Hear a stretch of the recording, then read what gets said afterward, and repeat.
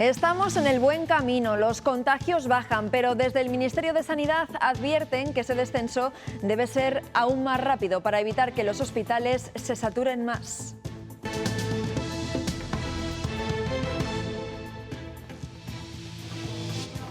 La curva de positivos cae por debajo del millar en Castilla y León. Es una buena noticia, pero la cifra de fallecidos no deja de subir. 48 muertos más. Buenos días, aún quedan semanas para que esa mejoría se traslade a los centros hospitalarios.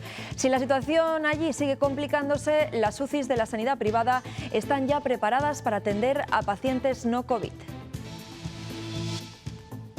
Este hospital cuenta con una UCI 24 horas, una unidad de críticos que está preparada para en un momento determinado poder dar ese soporte si se nos solicita y es necesario.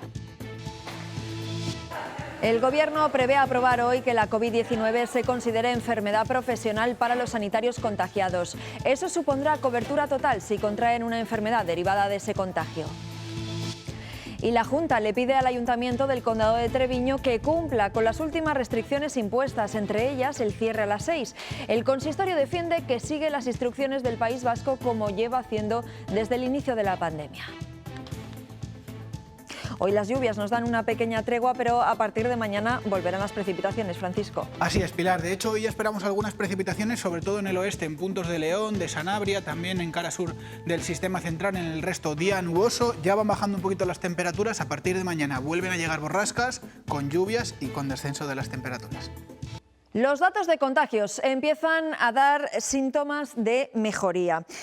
Vamos a conocer esas cifras. Bajan del millar por primera vez desde el 11 de noviembre. Son 884 casos, aunque esa cifra viene del lunes y es cierto que suelen ser los días con menos positivos registrados.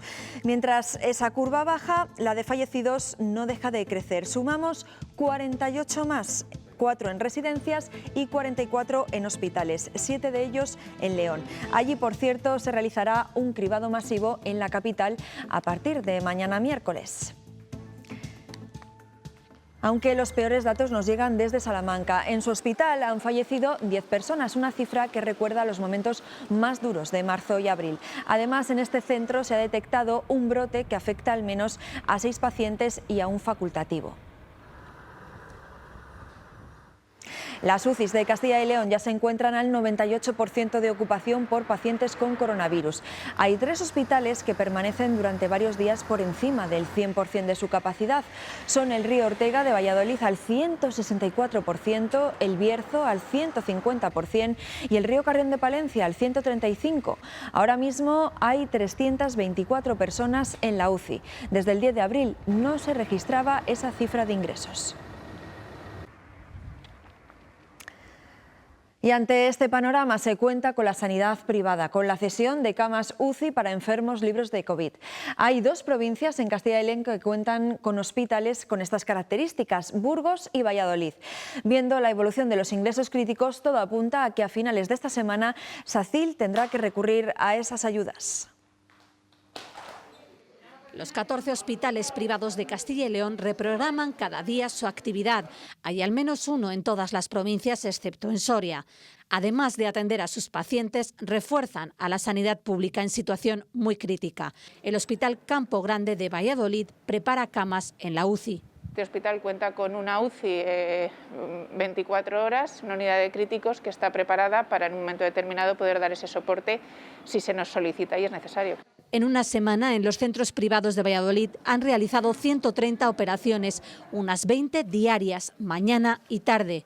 El profesional médico y anestesista viene por parte de SACIL y el resto de personal de enfermería, auxiliar, resto de medios, de espacios, de camas, de equipamientos, todo eso ya es aportado por los hospitales. En Ávila se operan cirugías traumatológicas en el Hospital de Santa Teresa. En Zamora hace días que también operan a pacientes derivados. Hay que pensar que haya recursos a disposición de la pública, en el caso del que los necesite, que sean libres de COVID para poder atender patologías que no sean pacientes que tengan esa enfermedad. En Ponferrada hay 2 hospitales privados y 3 en León. El San Juan de Dios tuvo pacientes en la primera ola. No han llegado de momento. Los otros centros del Grupo HM Hospitales tienen disponibles más de 200 camas.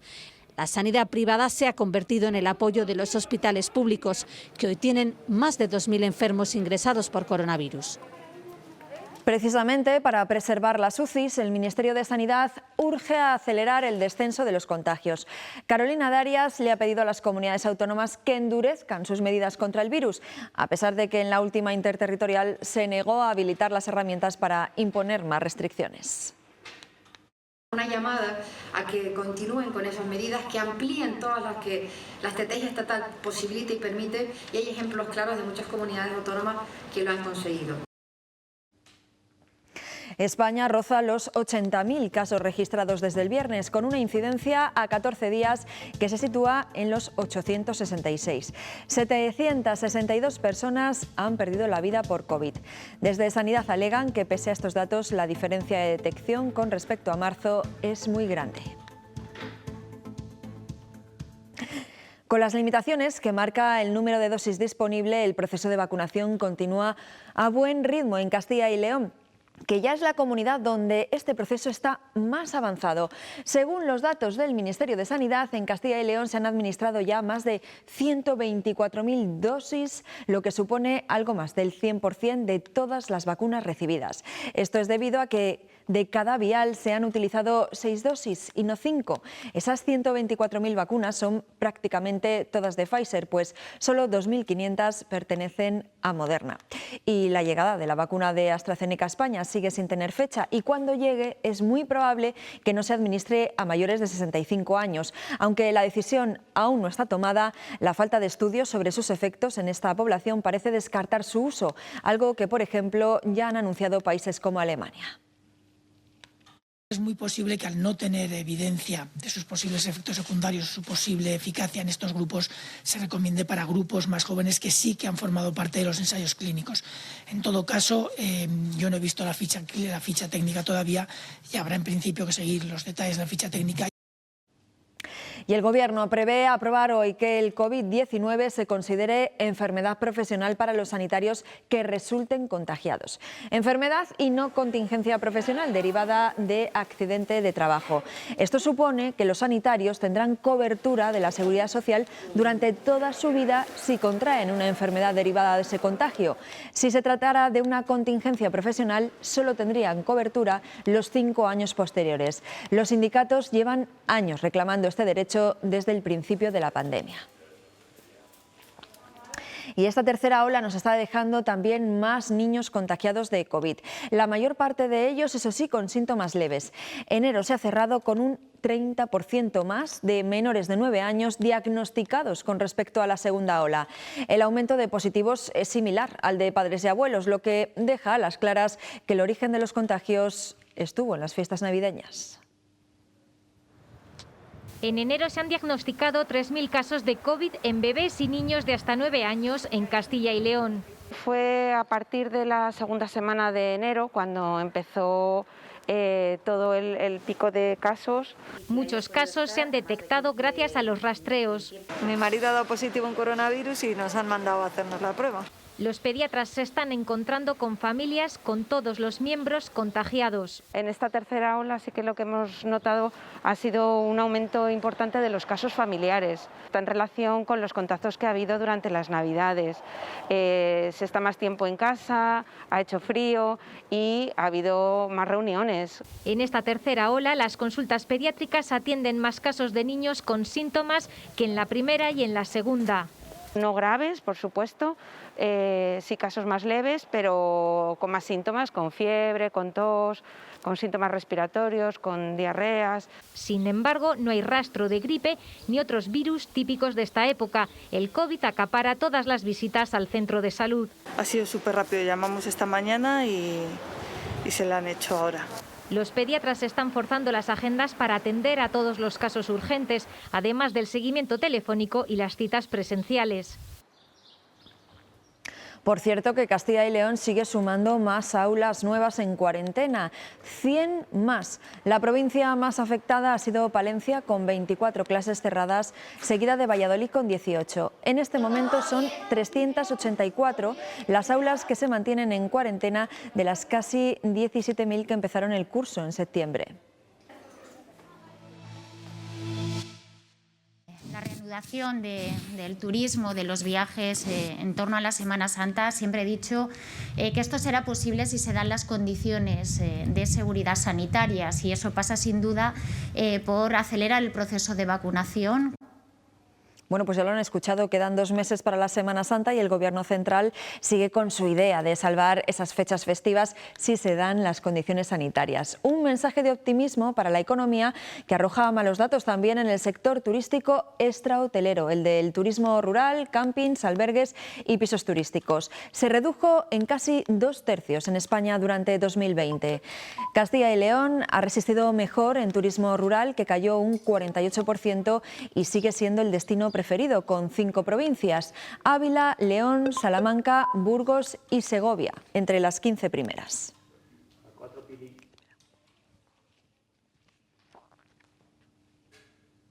Con la pandemia, los pisos turísticos han cambiado el perfil del tipo de cliente que acogen. Han pasado de alojar turistas a trabajadores que prefieren este tipo de establecimientos a los hoteles. Desde marzo del año pasado, en nuestra comunidad, de hecho, ha aumentado el número de viviendas turísticas.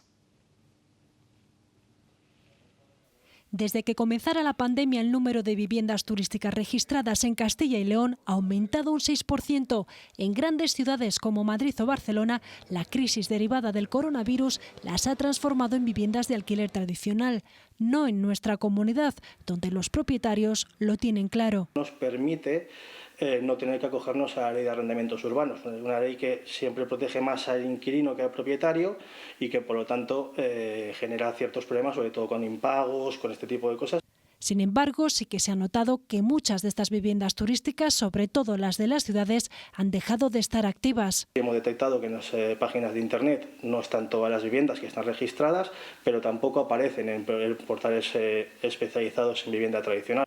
A falta de turistas, echan mano de las estancias cortas. Ahora mismo el cliente que tenemos pues es el cliente que viene a hacer alguna obra, algún comercial, hemos tenido algún showroom, porque los eventos también en los hoteles están cerrados, entonces nos alquilan las viviendas pues, para hacer demostraciones comerciales. Es lo que les mantiene a flote, teniendo en cuenta que para que una vivienda turística sea rentable, tendría que estar ocupada el 70% del año. Los hosteleros de Palencia han vuelto a salir a la calle para protestar contra las restricciones aprobadas el pasado fin de semana.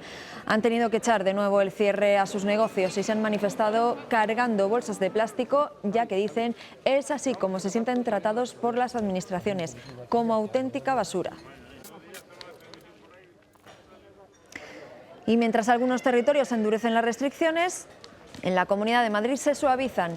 Pese a que su incidencia sigue cerca de los 1000 casos por cada 100.000 habitantes, desde el viernes bares y restaurantes podrán tener 6 clientes por mesa y no 4 como hasta ahora.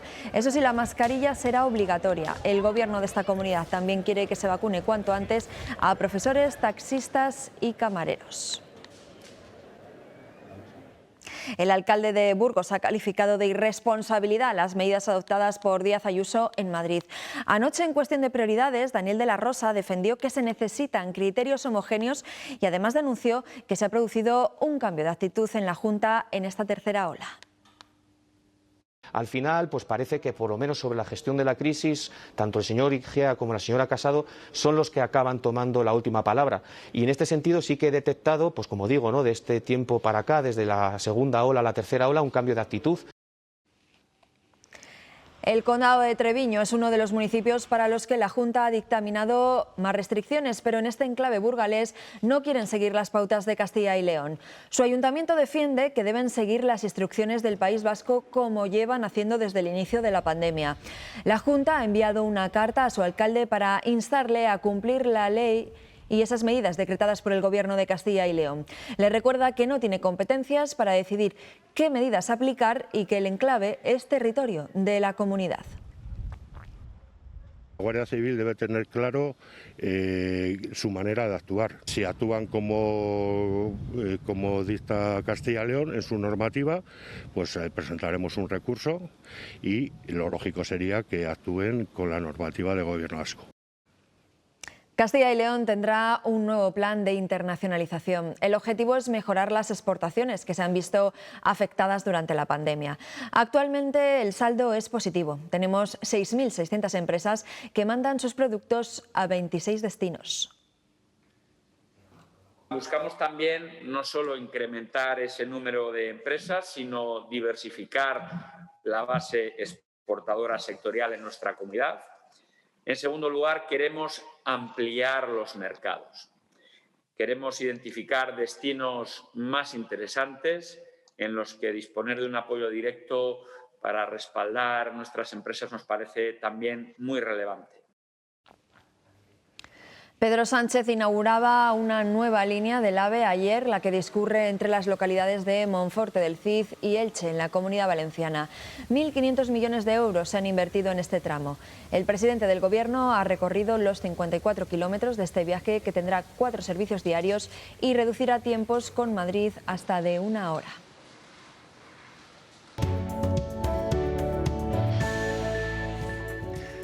¿Qué tal? ¿Cómo están? Muy buenos días. Hoy hemos amanecido sin demasiado frío en Castilla y León. Las temperaturas no han bajado de 7 u 8 grados en prácticamente ningún punto. ¿Por qué? Es que hemos tenido nubes que han ido llegando desde el oeste. Son la parte delantera de un frente que han actuado de tapadera durante la noche. Por lo tanto, hemos amanecido ya sin demasiado frío. Ese frente, la parte activa, ya está dejando algunas lluvias en Galicia. A estas horas está avanzando y por la tarde va a reactivar esas precipitaciones en puntos del oeste de León, en Sanabria, cara sur del sistema central y también en la cordillera cantábrica. En el resto tendremos un día más tranquilo, con temperaturas muy parecidas a las de ayer, aunque eso sí será un día gris, y a partir de mañana esa borrasca irá avanzando, dejará precipitaciones. Nos espera una segunda mitad de la semana pasada por agua. Estados Unidos se enfrenta a su propia Filomena. El temporal que comenzó el pasado fin de semana azota la costa este de Carolina del Norte y afecta también a Nueva York. La nevada ha puesto en alerta a miles de ciudadanos y está dejando hasta 2 metros de nieve en algunas zonas. Un equipo de 3 profesores de la Universidad de Valladolid, Salamanca y la Autónoma de Barcelona han descubierto que a Lope de Vega le piratearon una de sus mejores obras, y fue cuando estaba a punto de cumplir 70 años. El descubrimiento añade un poco más de leyenda a este grande de las letras españolas. Ni Lope de Vega se libró del pirateo. Y parece que este impresor sevillano aprovechó esa demanda que había de obras nuevas de Lope, consiguió una copia de manera ilegal y la publicó. Siglo XVII, según el hallazgo de este equipo de profesores, unos actores vendieron bajo cuerda a una imprenta sevillana una copia de esta obra, El castigo sin venganza. Es una pieza cumbre que firmó Lope de Vega en su vejez y que hoy sigue representándose con éxito. Es quizá una de las mayores tragedias de la historia del teatro español. El Lope magistral se enfrentaba entonces a los jóvenes que venían pisando fuerte, entre ellos Calderón de la Barca. Lope escribe la comedia ya con ese malestar, con ese aguijón de competir, de demostrar que todavía a sus casi 70 años puede hacer obras mejores que los jóvenes. El castigo sin venganza era una venganza que al final se volvió contra su autor. El gran pecado capital de Lope no era la lujuria, como puede parecer con tantas mujeres, ni la soberbia, era la envidia. Un genio enemigo de sus enemigos. Lope fue un gran seductor, de mujeres, de públicos. Y un ídolo que se adelantó a su tiempo, hasta en el pirateo. Y con pintadas y cristales rotos. Así ha inaugurado su exposición en Burgos el artista madrileño Abel Azcona. Acostumbrado a la polémica, concibe este acto como un ataque a la libertad de expresión. Así amanecía el espacio Tangente unos días antes de la inauguración de la exposición de Abel Azcona. El artista madrileño concibe el arte como una herramienta crítica, social y política que ha de ir más allá de la mera creación. Yo creo en el arte hasta el límite, es decir, creo que la libertad de expresión debe ser todo. Creo en el creador con una libertad total para sus creaciones. Sus obras acumulan decenas de denuncias, la mayoría en España. Desde 2019 recae sobre él una orden de búsqueda por no acudir a una citación judicial. Si el arte me lleva a prisión, creo que no será por el arte, sino será porque España no es un país democrático. España ahora mismo tiene 15 personas juzgadas y condenadas por crear. Esta exposición reúne 70 piezas, fotografías y vídeos, todos ellos perseguidos y censurados a lo largo de su carrera. Lo que reivindico es que todas esas piezas que han sido atacadas de alguna forma, el artista debe seguir siendo reincidente y coherente, ¿no? Siempre acompañada de polémicas, su obra ha recorrido varios continentes bajo la premisa de que cada reacción hará que la pieza gane valor. Bueno, pues así vamos a terminar, vamos a hacer una pausa y enseguida volvemos. Estamos pendientes de los datos del paro del mes de enero que salen a las 9 de la mañana y haremos las valoraciones pertinentes con los sindicatos UGT, comisiones obreras y con CECALE, con la patronal. Será eso, después de unos minutos. Hasta ahora.